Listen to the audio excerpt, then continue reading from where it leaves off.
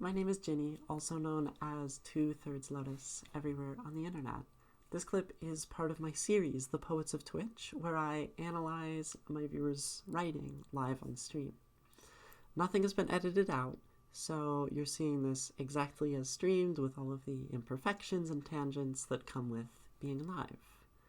If you want to catch me live or want more information, check out the description. Otherwise, enjoy some excellent writing. Say welcome back. So now we are going to be reading, if you're still okay with it, Avi, your work. And I will ask you, would you like me to just analyze and interpret your poetry and notice things? Or would you also like critique and points for improvement? And once that is, once I'm done, once I'm through it, would you like it posted on the Poets of Twitch YouTube playlist afterward? And you submitted it as text, so I'm just going to screenshot, provided that you are still okay with me reading this right now. Oh right, it wasn't you. I forgot what you were sending. Well then, I will be reading, I will be critiquing, because I think we should critique everything, and then I will be posting.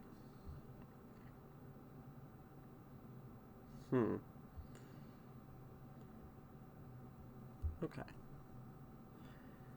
So, and can you send again who you think wrote this? And you did the translation. So I do get to say this is a translation by Avisis. And then, is there a title to this poem?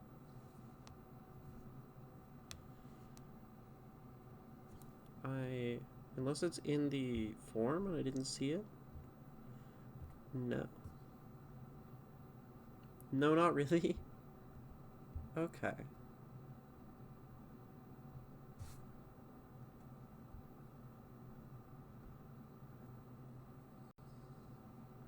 Well.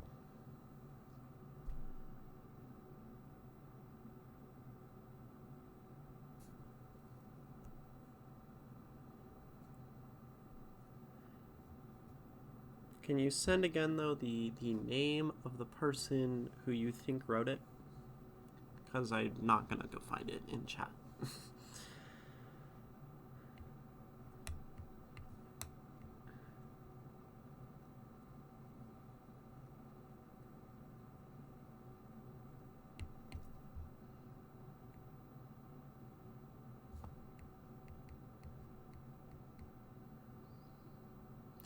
I mean, the only thing I could find, like, this is a thing widely used for funerals, and it often says author unknown, but I found one book by Ulla Soderstrom that contains it. Okay. I'd like to submit, but I'm not really a poet, but I have some poetry I've written in the past, though. Yeah, you don't need to be, like, a poet. Drowning Devil sent me their first ever poem, like, 4 days ago, and now has just continued submitting. You do not need to be a poet. You just need to be a person with some poetry. And if you do exclamation point submit, like you see in the stream title, then it will bring you to a Google form, and you can drop your poetry or the poetry of others, your inspirations in there, and I will read it, not this stream, it'll definitely be next stream, because this is going to be the last one, but yeah. So I'll just call it, like, funeral poem as a kind of tentative title. Funeral poem. And maybe by Ulla Soderstrom. Okay. Ulla. And I will show you what I'm writing in a second. Soderstrom. Okay. With some umlauts. Okay. Switch to what you can see. Here is my view, and we're gonna dig into this.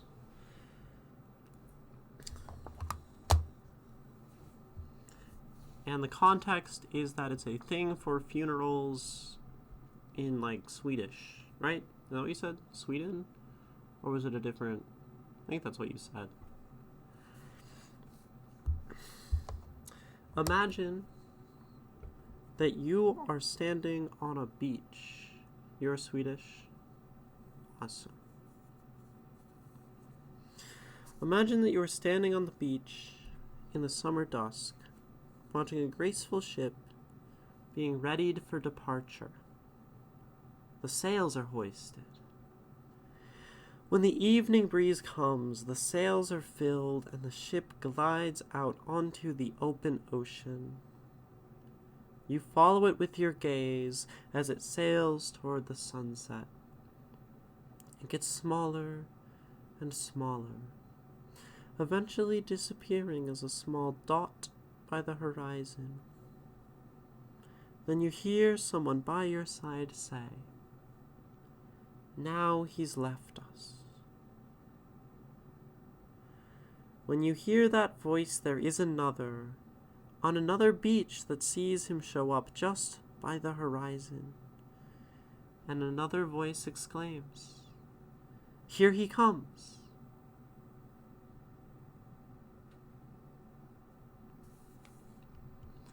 That is a really cool little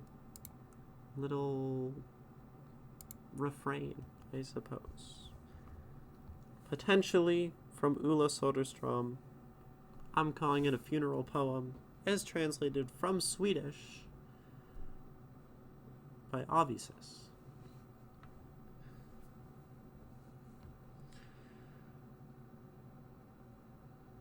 I'm going to read it again, because that's what I do. Reading things at least 2 times before doing any sort of analysis. Imagine that you are standing on the beach in the summer dusk, watching a graceful ship being readied for departure. The sails are hoisted. When the evening breeze comes, the sails are filled and the ship glides out onto open ocean.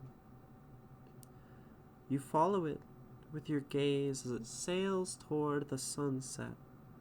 It gets smaller and smaller, eventually disappearing as a small dot by the horizon. You hear someone by your side say, "Now he's left us." Just when you hear that voice, there's another, on another beach that sees him show up just by the horizon, and another voice exclaims, "Here he comes."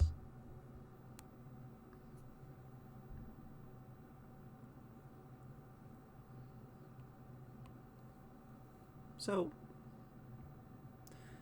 I'm not going to talk too much about the kind of actual content, the actual words. You translated it. I don't know what you've translated it from, but I think you have done a beautiful job of expressing this well, right? The idea that is here in your translation, Avisis. But it's beautiful because art and creativity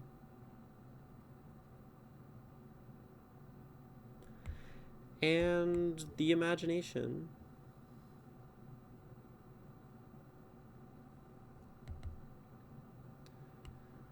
allows us to create things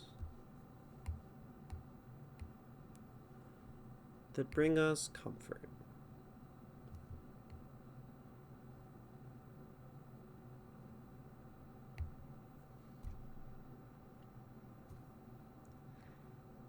And that's a big reason why we create art and write things like this. I mean, this was written to give people comfort in a difficult time. You said it's often used in funerals.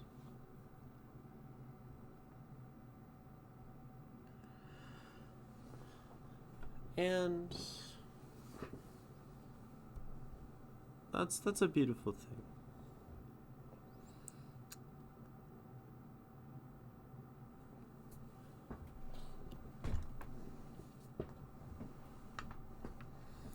And I think it's something that's sometimes understated. You see a lot of art in the world, a lot of art that's sometimes political. And if I'm being quite honest, like the political, the cynical art in the world, the scathing art, the Bukowski kind of art that we have read a lot on stream. Cynic. It's supposed to be an I, whatever. Cynical. This is great. This can be thought-provoking, but this all can also just really be quite burdensome to read. Because at the end of the day, if we're writing poetry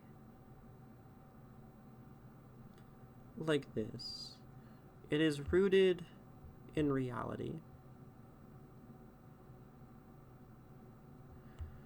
And truth. And those are the things that kind of hurt. And creating an imaginary scene, which I'd say most know, he's gone.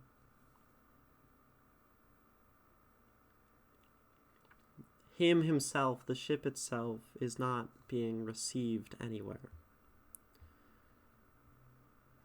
But this idea, this sentiment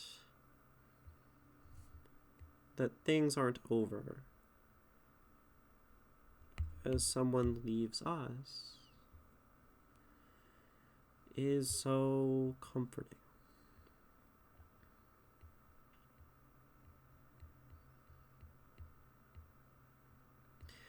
I don't know why it is or why we do it, that the things that we invent, situations, we invent fantasy, we invent stories,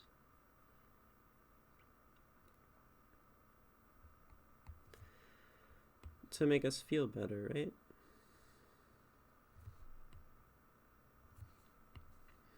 This is one thing we do with stories. They make us happy. It's interesting, I haven't talked that much about this idea on stream. We've read a lot of Bukowski. We've read a lot of work from the community, which in a lot of cases can be pretty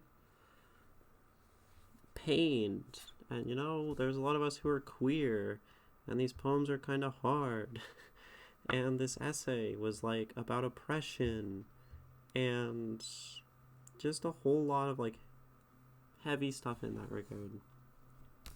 And Bukowski, the most heartfelt Bukowski poem I've read thus far is The Loser, which says that he uses his poetry as a means to fight.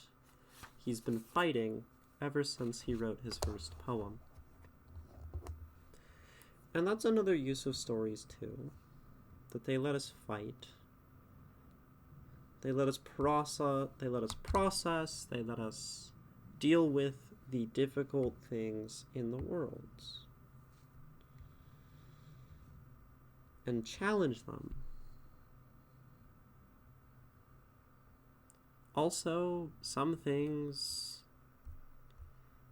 are kind of unchallengeable, right? The context ties into happiness, I guess, because this was read to me by a priest on the day yeah. You cried every minute until you heard it. Right, that's what I'm saying. It managed to calm you. Because sometimes all of the reality, all of the things you might read in Bukowski, all of the literalism, really wears you down.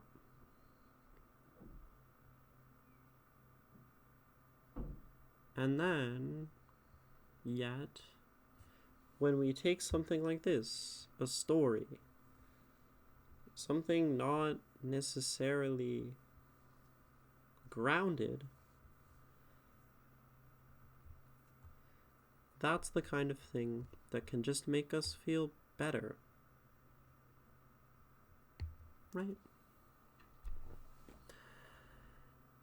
Which, there are other poets who write like this in the modern time. But I find that work like this, and this is, old, this has probably been around forever, it's kind of unattributed, author unknown, but you don't see a lot of work like this lately. Because this work only has one interpretation. Kind of all it is just comfort. And things are gonna be okay. And that's fine. And that's not, as Bukowski said, running away. That's not doing something divisive. That's not digging a hole in the ground in front of the ice cream shop. This makes sense if you were here earlier on stream. And being like divisive, right? This poem is just like, things are gonna be okay. Sorry, I'm like letting your messages sit for a while before I read them. And then again, at his funeral, I cried nonstop until I stepped up to his casket and read for the entire congregation. I managed to steady my voice. Right. Like, and I wonder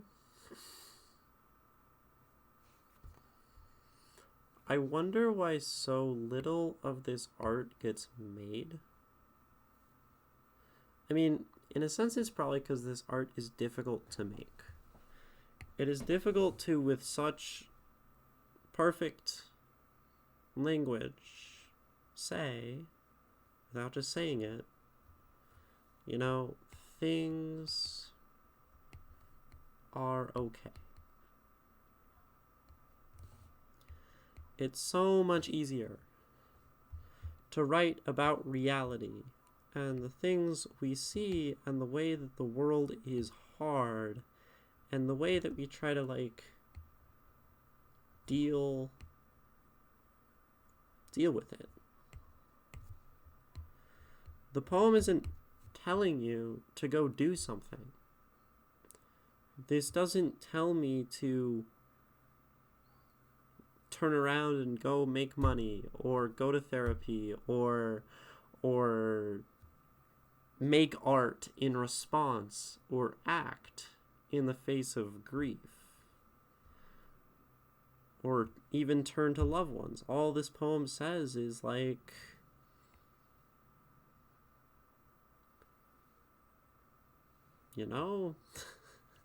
it's not the end of the world.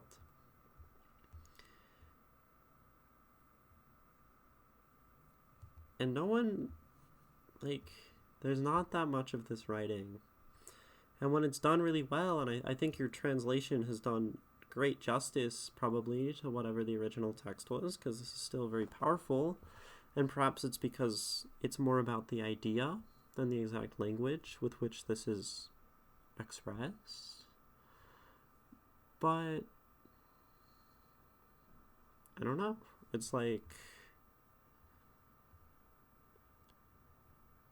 it's just so comforting. Thank you. Yeah, of course. Thank you for sharing this.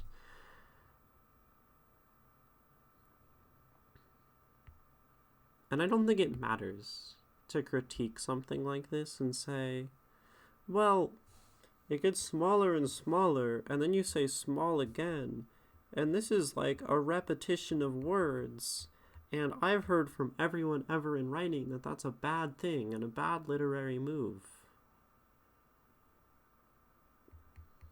Right? That's not what matters here. It's about the idea. And changing that is not going to make this poem any more or less impactful.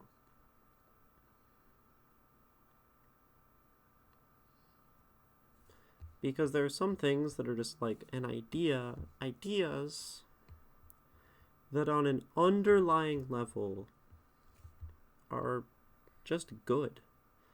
They just connect with people.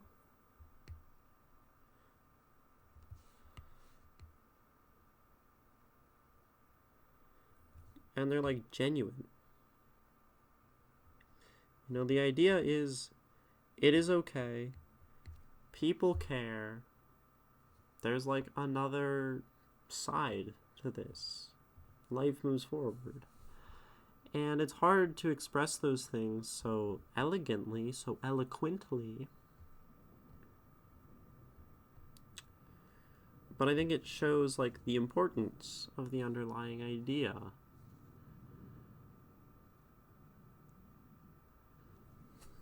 Take Bukowski, writing about his miserable life of whores and alcohol. He needs to be a great poet to make that life palatable to us from a poetic perspective. And maybe that's why Bukowski is a great poet.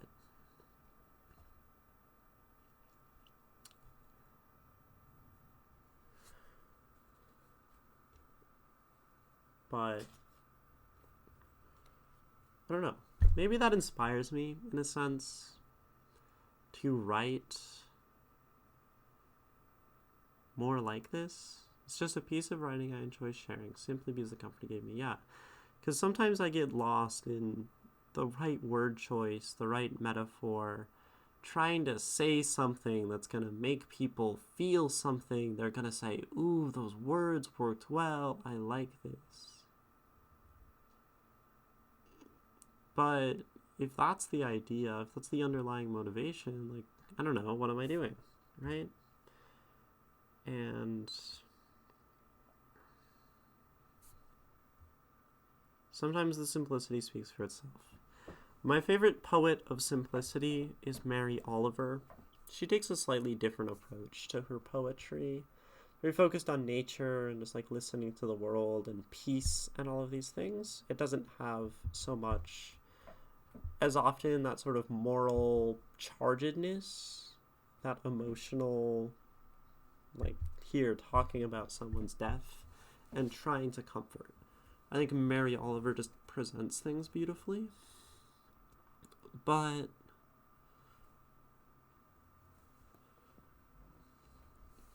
I think maybe that's a goal of mine. It's something I've been thinking about for a while, simplifying my poems. And I do think that maybe I'm already considering this as sort of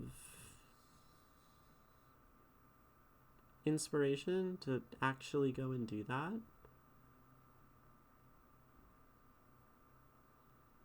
So I appreciate it. Thank you for sending it. It's very different from how we normally do quote unquote analysis here on stream. And it's simple, like all there is to say is like this is a beautiful thing and it's a great idea and it has sentiment and it doesn't do any of the nonsense that a lot of other poetry does, a lot of other great poetry does. So maybe next time I'm brave enough to send something of my own. I would love to see something of yours. I think, you know, I'm open to those who are beginning and new to poetry, or those who have written a lot, or a tale that cannot be attributed to an author because it's probably super old, or famous and published poets like Bukowski, or, you know, Nico's spoken word on Instagram, which takes a completely different style. Entertainment, in a sense.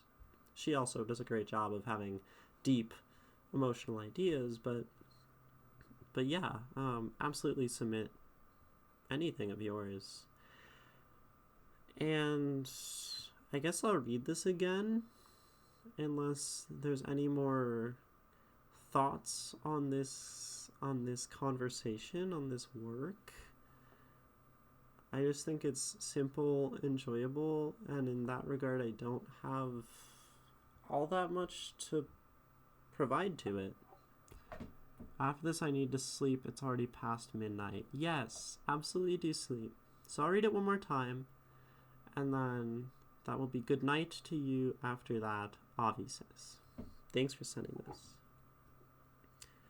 Funeral poem. Translated by Avisis. Imagine that you are standing on the beach in the summer dusk, watching a graceful ship being readied for departure. The sails are hoisted.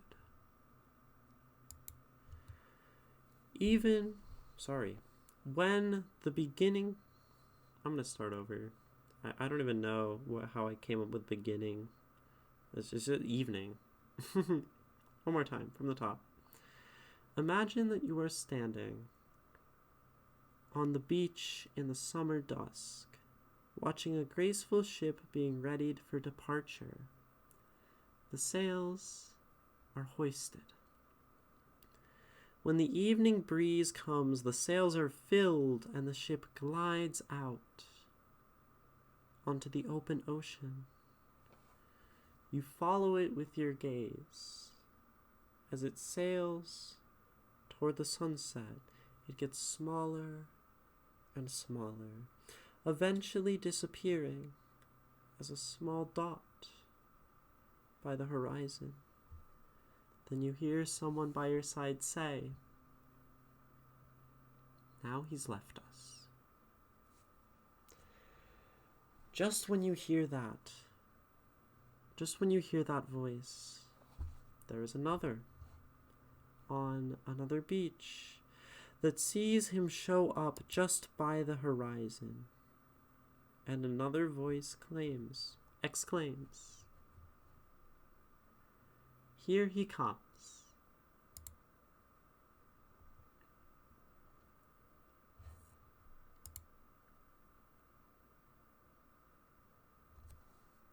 Thanks for sending this one, Avisis. It's beautiful.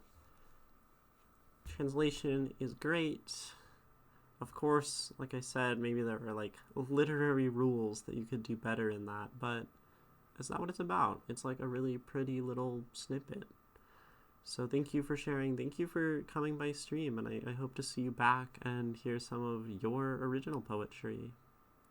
Thank you for watching. I encourage you to check out the rest of the series, follow if you enjoyed, and stop by Twitch if you want to share your own work. See you there.